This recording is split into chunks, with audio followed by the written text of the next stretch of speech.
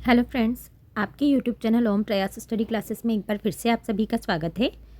आज के इस सेशन में हम देखेंगे 19 और 20 फरवरी 2024 के India and world current affairs के इम्पोर्टेंट क्वेश्चंस, जिसके अंतर्गत हम देखेंगे 58वें ज्ञानपीठ पुरस्कार 2023 के बारे में और भारत में पहला फ्रेंच फिल्म महोत्सव कहाँ आयोजित हुआ उसके बारे में, तथा फीफा की वर्तमान रैंकिंग में भारत ने कौन सा स्थान प्राप्त किया है।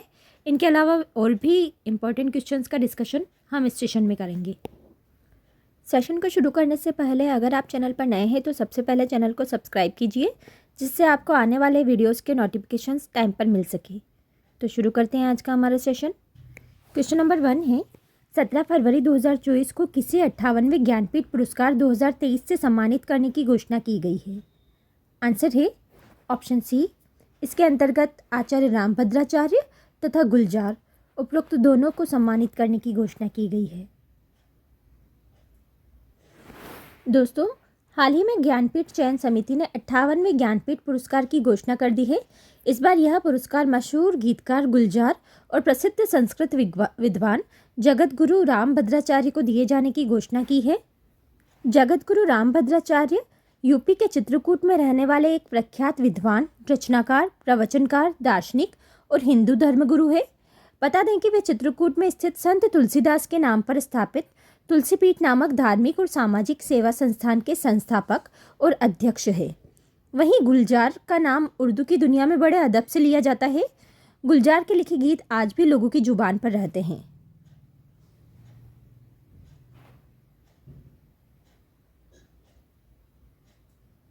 क्वेश्चन नंबर 2 है, हाल ही में किस देश में 16वीं विश्व सामाजिक मंच की बैठक शुरू हुई है। आंसर है ऑप्शन ए नेपाल। दोस्तों, हाल ही में 16वां विश्व सामाजिक मंच सम्मेलन काठमांडू नेपाल में शुरू हुआ है। एक और दुनिया संभव है के नारे के साथ 5 दिवसीय कार्यक्रमों का आयोजन किया गया है, जिसका उद्देश्य नागरिक समाज के लोग, सामाजिक समूह, व्यापारिक संघ और नव उद्देश्यवादी वैश्वीकरण को बढ़ावा देना है।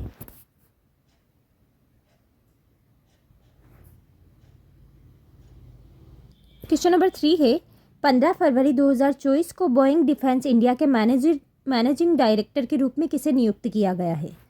आंसर है ऑप्शन सी, निखिल जोशी। दोस्तों, हाल ही में अमेरिका स्थित एरोस्पेस कंपनी बोइंग ने कंपनी के संचालन को मजबूत करने और भारत के लिए अपनी विकास रणनीति में तेजी लाने के लिए बोइंग डिफेंस इंडिया के प्रबंध निदेशक के रूप में निखिल जोशी की नियुक्ति की घोषणा की है। क्वेश्चन नंबर 4 है, बच्चों और युवाओं में अंतरिक्ष और ब्रह्मांड के प्रति जिज्ञासा हेतु निम्नलिखित में से किस संस्थान द्वारा स्कूली बच्चों के लिए यंग साइंटिस्ट प्रोग्राम युवा विज्ञानी कार्यक्रम युविका नामक एक विशेष कार्यक्रम का आयोजन कर रहा है। आंसर है ऑप्शन सी, इसरो, भारतीय अंतरिक्ष अनुसंधान संगठन। दोस्तों, हाल ही में भारतीय अंतरिक्ष अनुसंधान संगठन इसरो ने इस वर्ष स्कूली बच्चों हेतु युवा विज्ञानी कार्यक्रम युविका नामक एक विशेष कार्यक्रम की शुरुआत की है। इसरो द्वारा शुरू किए गए इस कार्यक्रम का उद्देश्य मुख्य रूप से अंतरिक्ष के उभरते क्षेत्र में रुचि जगाने के इरादे से युवाओं को अंतरिक्ष प्रौद्योगिकी, अंतरिक्ष विज्ञान और अंतरिक्ष अनुप्रयोगों पर मूलभूत ज्ञान प्रदान करना है। इस कार्यक्रम के तहत गर्मियों की छुट्टियों के दौरान लगभग 2 सप्ताह तक आवासीय प्रशिक्षण कार्यक्रम चलेगा।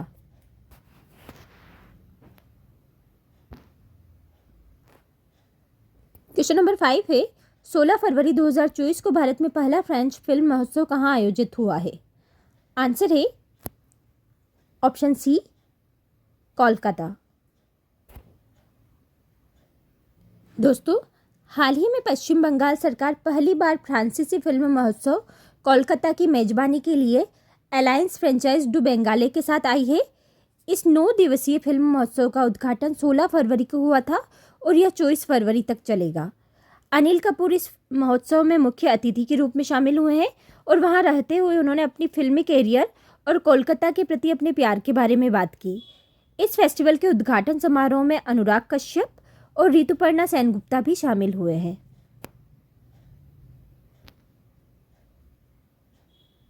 क्वेश्चन नंबर 6 है, किस राज्य सरकार ने मुख्यमंत्री विश्वकर्मा पेंशन योजना का शुभारंभ किया है? आंसर है ऑप्शन बी, राजस्थान।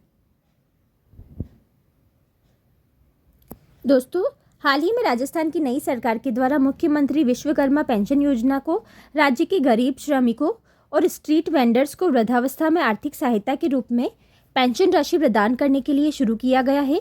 राजस्थान सरकार द्वारा विश्वकर्मा पेंशन योजना 2024 के संचालन के लिए 350 करोड़ रुपए का बजट आवंटित किया गया है। इससे राज्य के गरीब श्रमिकों और स्ट्रीट वेंडर्स को वृद्धावस्था में सहायता राशि के रूप में प्रतिमाह पेंशन दी जा सकेगी, जिसके अंतर्गत प्रदेश के श्रमिक और रेहड़ी पटरी वालों को 60 साल की उम्र पूरी करने के बाद हर महीने 2000 रुपये पेंशन राशि दी जाएगी।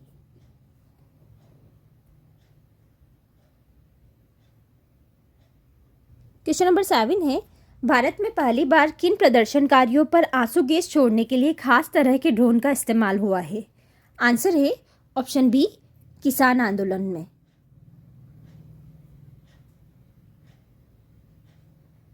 दोस्तों, हाल ही में भारत में पहली बार किसान प्रदर्शनकारियों पर आंसू गैस छोड़ने के लिए खास तरह के ड्रोन का इस्तेमाल हुआ है। फरवरी 2024 में पंजाब और हरियाणा के बॉर्डर पर किसानों को रोकने के लिए ड्रोन के द्वारा आंसू गैस छोड़े गए। इस ड्रोन को इंटरनेशनल बॉर्डर, जिसे पाकिस्तान और बांग्लादेश की सीमा पर सर्वे, इंफ्रास्ट्रक्चर और कृषि कार्य के लिए डिज़ाइन किया गया है। ड्रोन का इस्तेमाल खास अभियान के दौरान आतंकवादी गतिविधियों की निगरानी हेतु भी किया जाता है। इसे रिमोट द्वारा संचालित किया जाता है। इसमें टीयर गैस फायरिंग गन लगी होती है।